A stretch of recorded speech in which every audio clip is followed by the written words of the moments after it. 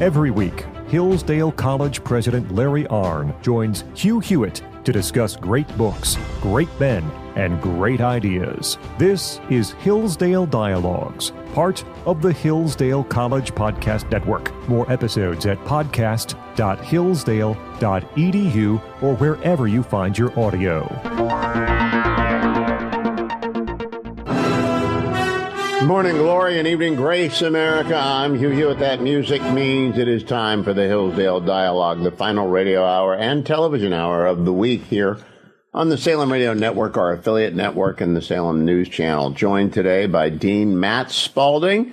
He helms the Graduate School in Statesmanship at Hillsdale College, and he is with us today to talk both about our first Congress, but also, before we get there, troubling event in Washington, D.C. this week. And Matt, just your reaction to the murder of the two young Jews who worked at the Israeli embassy. One was an American, one was an Israeli.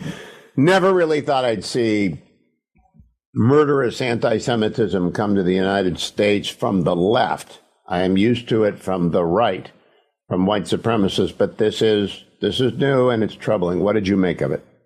No, I think it was very troubling, especially here in the nation's capital at a general event they were attending, and they were killed on the street as they were exiting.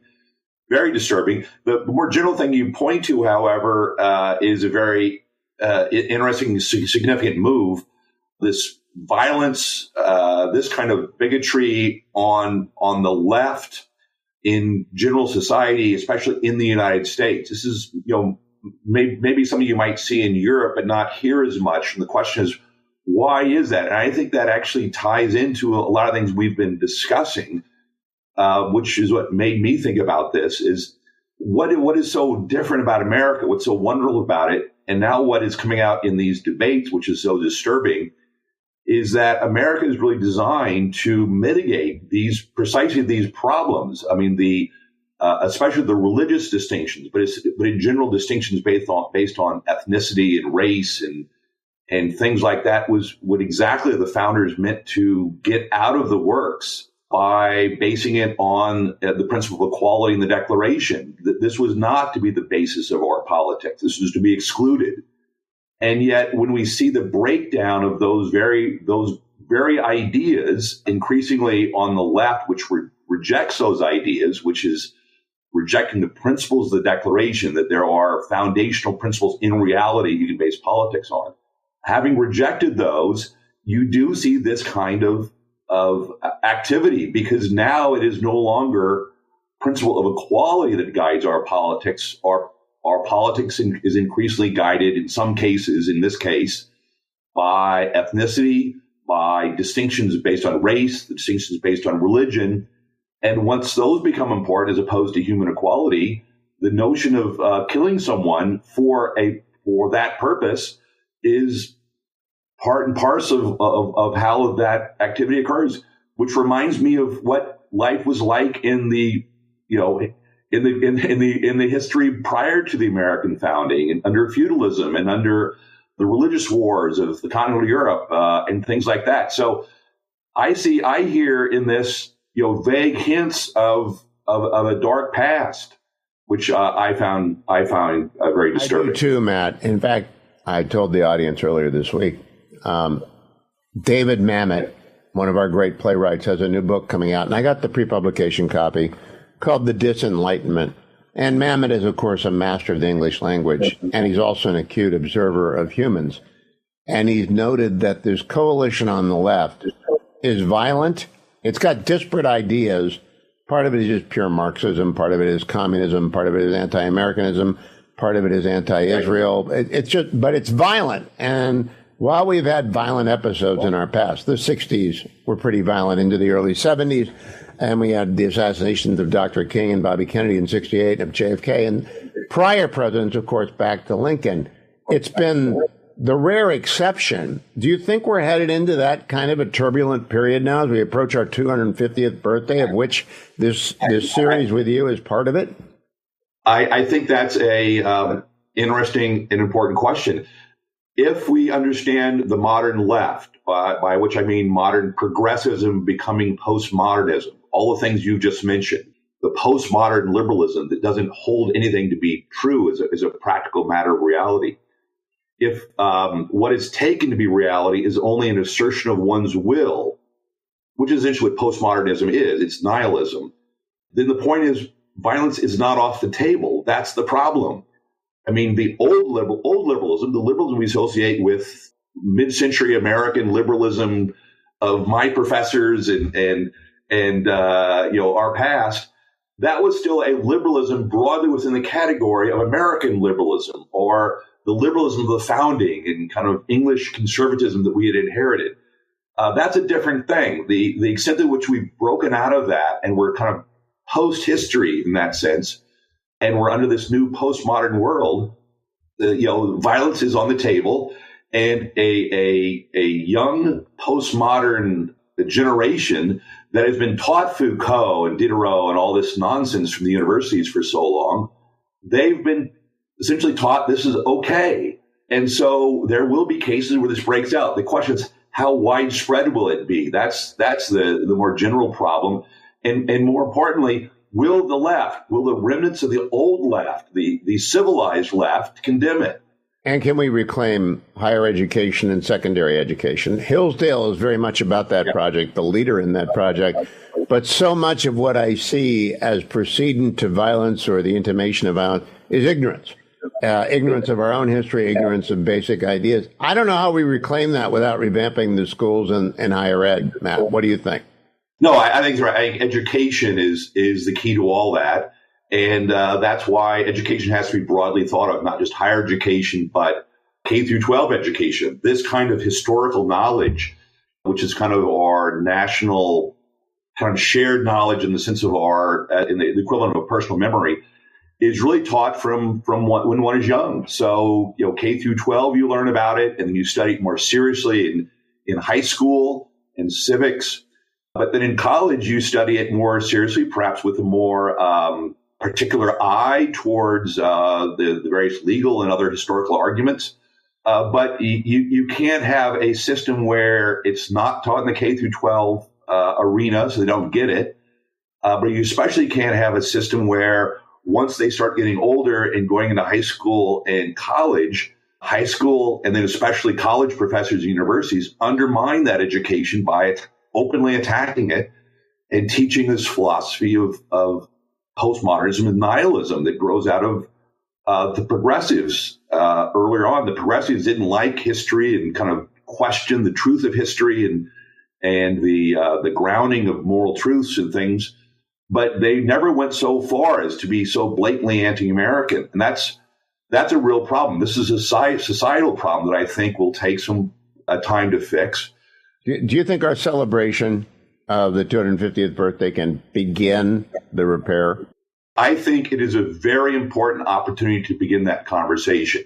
What needs to happen? There already is the tectonic plates are moving in our politics. There are lots of things going on, including what has resulted in the election of President Trump, the second election. But I think what has to happen is there's got to be a broader societal recognition of what is at issue here. There's got to be an objection of what's going on, and there's got to be a revival, if you will, to use almost a religious term, to think about how to recover this. I mean, all the great political movements in American history, going back to the very beginning, the revolution itself, abolitionism, the civil rights movement, all grew out of a very broad societal-wide movement that had not only political, but especially social, including and religious elements to it. They were all kind of intertwined that had to do with very broad views of these things. And I think we're in one of those moments now. And I think you'll start seeing that happening because an event like the 250th anniversary, in which the whole country will be brought to think about these events and those old men, as Lincoln said in one of his speeches, that wrote that old declaration, that causes them to think about it.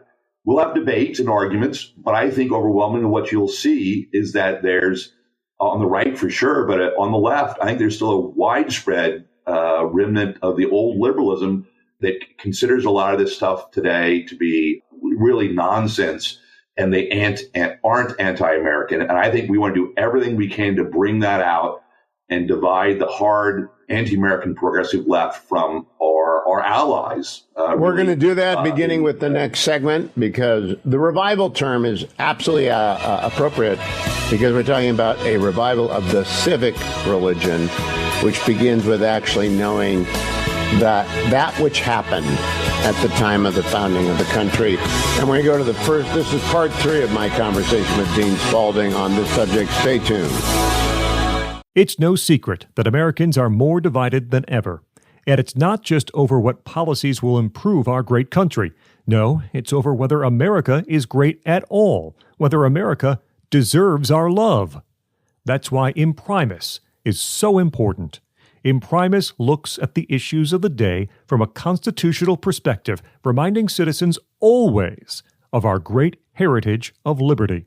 For more than 50 years, Impremis has featured speeches from the smartest conservative thinkers and writers at Hillsdale events. These days, Hillsdale publishes people like Molly Hemingway, Andy Puzder, Harmeet Dillon, and Chris Rufo. Over 6.4 million American households and businesses receive Impremis absolutely free, and I urge you to sign up for it today at no charge. To get your free lifetime subscription, go to hillsdale.edu/lifetime right now. Welcome back, America. I'm Hugh Hewitt. Dean Matt Spalding is my guest. Over the last 2 out of 4 weeks, Dean Spalding and I talked about the beginning of our recollection of the 250th anniversary of the founding of our country, which dates to July 4th, 1776. But the battle began in Lexington, Concord, as we covered in our first 2 periods. And now we're on to the Second Continental Congress. Now, Matt, let's assume I got a new affiliate in Jacksonville, for example, WBOB. They've not heard us before. So you got to give them a little runway up to the Second Continental Congress and explain what's going on when they gather a second time. No, sure, and it's good to do that. And it's helpful us to recall these things because it's actually amazingly important. Something that is absolutely unique among the Americans, which is crucial here, is the idea of a Congress. Historically, Congresses existed in Europe for reasons of state and diplomatic meetings, this kind of thing. The Americans had this crazy idea that a Congress should be a representative body to talk about their common problems and propose solutions. So after the Stamp Act in 1765, they didn't like that, so they had a Stamp Act Congress. Then there were a bunch of other things the British did, the Tea Act, the Intolerable Acts, and they called for a general Continental Congress of all the colonies that met in 1774. They actually did a number of very important things. They had an association, which is the economic boycott, and they brought up the question of nature as the ground of their revolutions. It's very, very important conversations. And they agreed to meet again in the spring of 1775 if things hadn't gotten better. And of course, the thing that happened between the first and the Second Continental Congress is the skirmish, if you will, at Lexington, and then the larger skirmish at the bridge at Concord. And that occurred 1 month before they came back for the Continental Congress, and they met again. Now, I want to point out one thing generally, which is very important here. We refer to the First Continental Congress and the Second Continental Congress. But as a practical matter, there's a Continental Congress. They met a first time. They didn't call themselves the First Continental Congress. And then they met again, and they didn't call themselves the Second Continental Congress. It's the same thing. And I point that out because that Second Continental Congress, which meets first in May of 1775, about 250 years ago, they go on until 1781. If you recall, that's when we got the Articles of Confederation. And that same Congress continued, and it became the Congress under the Articles, the Confederation Congress. And then that same Congress continued from the Articles of Confederation to the United States Constitution and became the Congress of the United States. So this Continental Congress we're talking about is the precursor, the actual legal constitutional precursor of the United States Congress we have today. It's when people do genealogy, and a lot of people love genealogy. I'm not among them. But you've got to go and find the missing ancestors. And a lot of people forget the First Continental Congress and the Second Continental Congress. They go from the Revolution to the victory over the Brits, and then right to the Articles of Confederation. They don't know how they got there. I always like to recommend to people, by the way, Matt, and especially for our new audiences in Jacksonville and the Hudson Valley in New York, where we picked up a couple of stations. I love the HBO series John Adams with Paul Giamatti because they dramatize the events up to the First Continental Congress. Then they dramatize the Second Continental Congress, and they make it interesting. And it's pretty hard to do if it's a television show. Have you ever watched that? No, I have, and it's excellent. It really is good. Of course, it's based on a great book by McCullough on John Adams, but you're absolutely right. Making history come alive is hard to do, but very important. Now, the problem you've already alluded to here, and I'll remind your audience, is the problem of hindsight. You can't teach history if you assume hindsight. And this is the problem I have with all my students, and we all have, which is if we know what happened, the Constitution, then the other stuff doesn't really matter. The revolution becomes less interesting, and the Declaration really becomes less important too, for that matter. And we really can't do that. We've got to go back and kind of work our way through these things, because among other things, if you don't, you miss what's going on. The statesmanship, if you will, the activities of these brilliant individuals trying to figure their way through these problems. I mean, the Second Continental Congress is dominated by John Adams. He had his hothead cousin Sam Adams there, and then there's his nemesis John Dickinson from Pennsylvania, and they fight all the time. And then there's a delegate who's a backup delegate, and comes in late into the game and enters, and he's this young guy from Virginia, Thomas Jefferson, out of nowhere. You got to have that sense of getting to know them and seeing where they're coming from and how they're thinking of it, in order to understand their decisions and the prudence of their decisions about, say, independence, or what do we say in the Declaration of Independence? We've got to make sure we have Dr. Ben Franklin is there, and crucial that he is there, because he then goes off to make the case to the French monarch that they ought to throw in with us. But let's set this up a little bit, Matt. I think either you or Dr. Arnn always reminds me that when they gathered the second time, they were signing their own execution warrants, because they were in open rebellion. Even though they didn't sign the Declaration yet, they were getting there. Well, so you have to. So they opened the Second Continental Congress a month after Lexington Concord. So Lexington Concord really starts a state of defensive preparations, shall we say? And to leap ahead just a moment, one of the first things they take up is, what do we do with all these militia that have been fighting at Lexington Concord, and they've chased the British back to Boston? And they've got to think that one through. Massachusetts in early June sends the Continental Congress a emergency message. Please adopt these militia. We need an army. And Congress takes that question up. And in mid-June of 1775, so now we're talking, we'll call a year before the Declaration of Independence, the Continental Congress votes to adopt these militia. There's mostly Massachusetts militia. There's some from New York and elsewhere, as a Continental Army. It's only after that they decide to get a general, and we can talk about that. Well, let's stay on the Army for a second. When you set up an army, when you've already got an army on the continent, and it's in redcoats and some Germans. So when you set up an army, what are you declaring, Matt? We got 1 minute to the break. When you agree to have an army, it's a declaration. It's a declaration of war. And my point is, step by step, they were taking measures which put them in a position of being a sovereign state, diplomatically, internationally, and in a state of war. But very, very carefully, very, very measured. We'll come back after the break. We'll talk about, once you have an army, you need someone to lead the army. And they happen to have the right guy in the room, the indispensable man. And we'll have Dean Spalding tell you about George Washington when we come back. And by the way, I'll mention Rick Atkinson. I'll tell you about Rick Atkinson. If you want a fabulous couple of books on the Revolution, The British Are Coming and The Fate of the Day are the first two volumes of his trilogy on the American Revolution. They're out now. Stay tuned. Dean Spalding will be right back. All things Hillsdale at hillsdale.edu.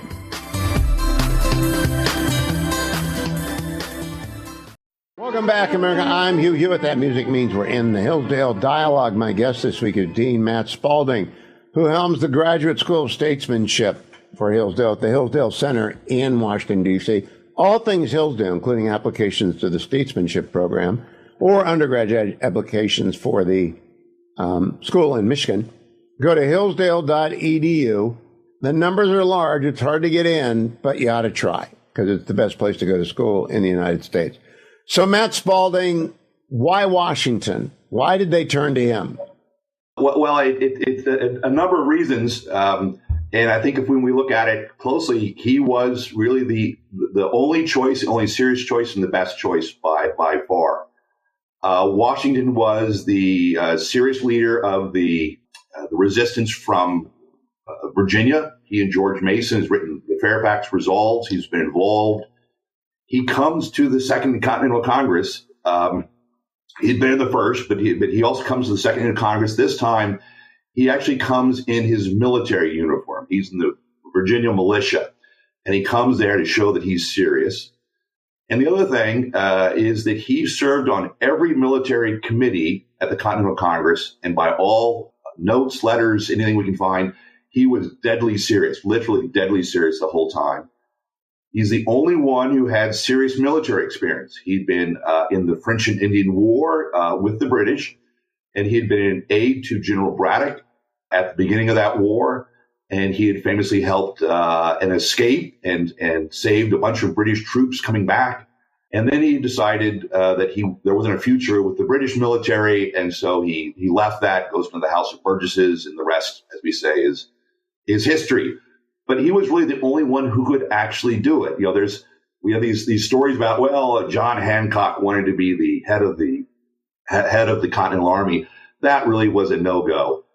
He didn't have the kind of experience. He did go into the Army, served as a major general in the Revolution. Didn't do a great job. His field command was taken away from him. He wasn't a great military leader at all. So there really was no other options. Washington was the guy. The other thing I would add is he was that unusual character he had the military experience, he had the capacity to do the job, but he deeply understood, and I think we can say really embodied the principles of the Declaration and the Constitution and the Revolution writ large. He understood what they were doing, but he understood them in a way that, say, Jefferson and the others didn't, which is say that he knew what needed to be done to bring them into life. And so if we're looking ahead now with Washington, we need to think of him as a bridge, if you will. I go back to your point earlier, which is absolutely right, and a problem in teaching. Everyone assumes there was this thing called the Declaration, and then there was a little revolution, and then there was the Constitution, as if it was just a 1, 2, 3. But that was not at all fated. That was actually quite unlikely. Indeed, it was more likely than not they were going to be defeated. The largest army in the world was, after they had been pushed out of Boston, regrouped in Halifax and then sent over from England, the largest invading naval force in world history. They were going to be demolished. The assumption should be they're going to lose.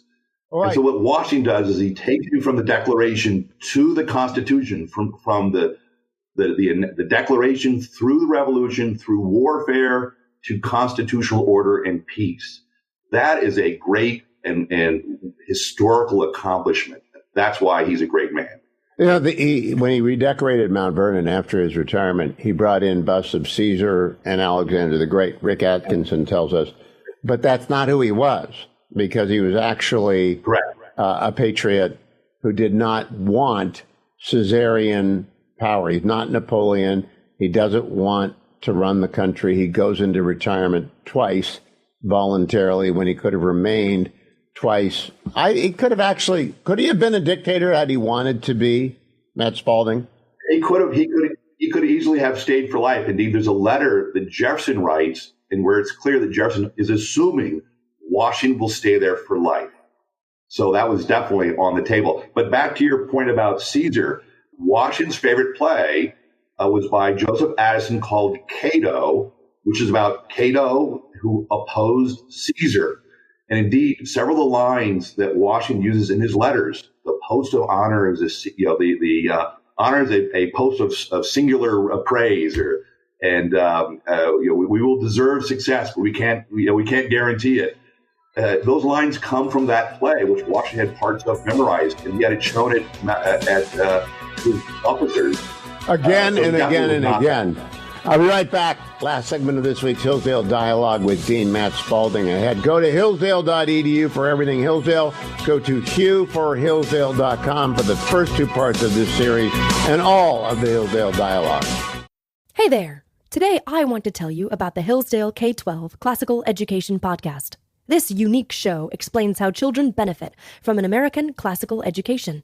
Whether you're a teacher, student, or parent, you'll find something of value on the show. You'll hear from teachers and administrators from schools around the country, as well as Hillsdale professors and friends who are leading the effort to revive the American tradition of K-12 education. When you listen, you'll learn all about classical education, what it is, how to teach it, and why it matters today. And there are dozens of back episodes on specific topics, like teaching Singapore math, reading great books, and even understanding how athletics is critical to a child's development. Listen every Monday on podcast.hillsdale.edu. That's podcast.hillsdale.edu or wherever you find your audio. Welcome back, America. I'm Hugh Hewitt. Matt Spalding is the guest today on the Hillsdale Dialogue. All things Hillsdale at hillsdale.edu. Matt is the Dean of the Graduate School of Statesmanship at Hillsdale. He's also the former executive director of the 1776 Commission appointed by President Trump. He's very active in our 250th birthday planning and ceremonies. And we're talking right now in one of an intermittent series that will recur for the next year and a half about our 250th birthday. But Matt, when we get together for the Second Continental Congress, you mentioned a man named John Dickinson. And I'd just like you to recollect for people, this was not a unanimous verdict in the United States to go to war with Great Britain. This was a deeply divided, and it's another year after the Second Continental Congress. Before we get there, what is Dickinson's argument? Yeah, no, you're absolutely right. And it's good to point out that it's a whole year between the beginnings of this, and they've appointed a general. The general, he is in the field with an army, and it's another year before they declare independence. There's a whole story there as part of that. But on Dixon in particular, there are great letters from John Adams. He's very good at keeping diary and writing letters, talking about the divides in Congress. And if you want to see criticisms of Congress that surpass the criticisms of Congress today, it's John Adams talking about the Continental Congress. It's hopelessly divided. It's between a buzzard and a hawk. It's terrible. It's all divided. And it's all John Dickinson's fault.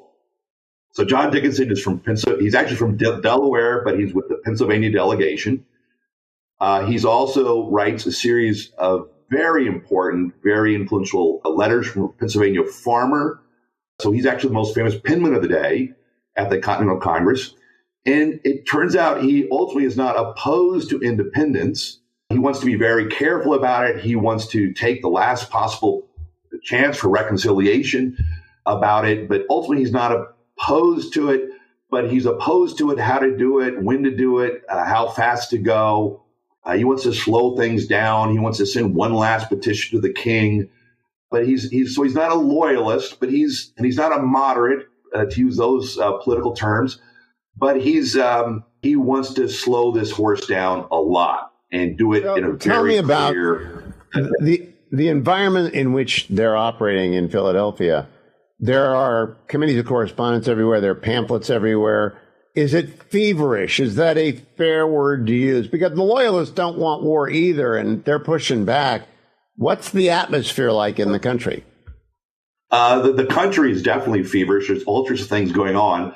But as you would imagine, politics is colony by colony or state by state. Remember, the states at this very moment are creating their own constitutions, and they're all divided. So remember, the Philadelphia Provincial Congress is meeting in the same building as the Continental Congress.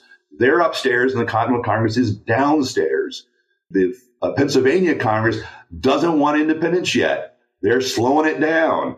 And so these battles are everywhere. The politics is very hot and heavy. There is no agreement. And John Adams is trying to push it forward. John Dickinson is trying to slow it down. And they're divided.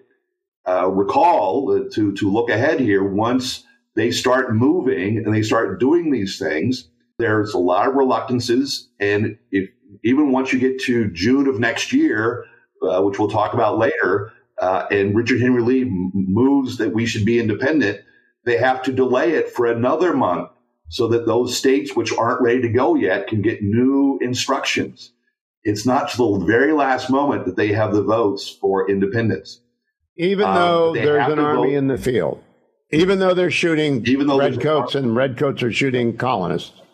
Yes, and there's a live war going on, and Washington is sending intelligence to them, among other things, which we'll also find out more about in the spring of next year. He's finding about Washington gets secret negotiation materials from the British and the Germans about hiring Hessians.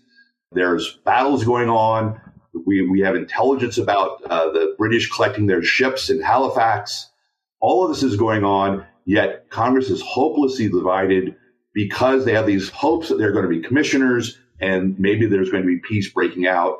And John Dickinson is a leader of that faction. But Matt, I want you to remind me. I have forgotten. In the Continental Congress, do they vote by states with each state getting a vote? And does the vote have to be unanimous or does it have to be a supermajority?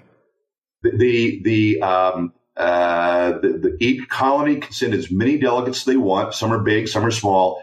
Each colony gets one vote. It has to be a majority. It doesn't have to be a supermajority. It doesn't have to be unanimous. But even Adams, who wants to push this, everyone agrees we cannot break with England. We cannot declare our independence unless and until it's unanimous. George Washington, a unanimous vote? Was that an easy vote? George Washington was a unanimous vote. There were no objections. So that period between Washington's election as commander in chief, unanimous, and the Declaration of Independence in July of 1776, which was 12 out of 13, and New York added a few days later to make it unanimous. You can see in that year, that's the politics. The whole politics of the moment is how to do this. And the whole time, Adams and Dickinson are debating and arguing on the floor every day. And they're both claiming to be prudent, interestingly enough, to use the classical virtue language, which they did. What's the prudent position? How to proceed? Do we start encouraging states to make their own ammunitions and and have their own state militias into a national militia? What do we do here? All of these questions are just constantly going on. They're not sitting around doing nothing, but they're divided. And it's working through that makes it strikingly interesting. You use the word feverish. It was feverish, but it was not revolutionary. It was radical. We're not Jacobin. When we come back in the next episode in this series, not radical, deliberate. We will come back and cover the year from the election of George Washington through to the Declaration of Independence when next we gather with Dean Spalding. Thank you, Dean Matt Spalding. All things Hillsdale at hillsdale.edu. All of the prior dialogues with Dean Spalding, Dr. Arnn, and everybody else collected at q4hillsdale.com. Thank you for listening. Thanks for listening to the Hillsdale Dialogues, part of the Hillsdale College Podcast Network. More episodes at podcast.hillsdale.edu or wherever you find your audio. For more information about Hillsdale College, head to hillsdale.edu.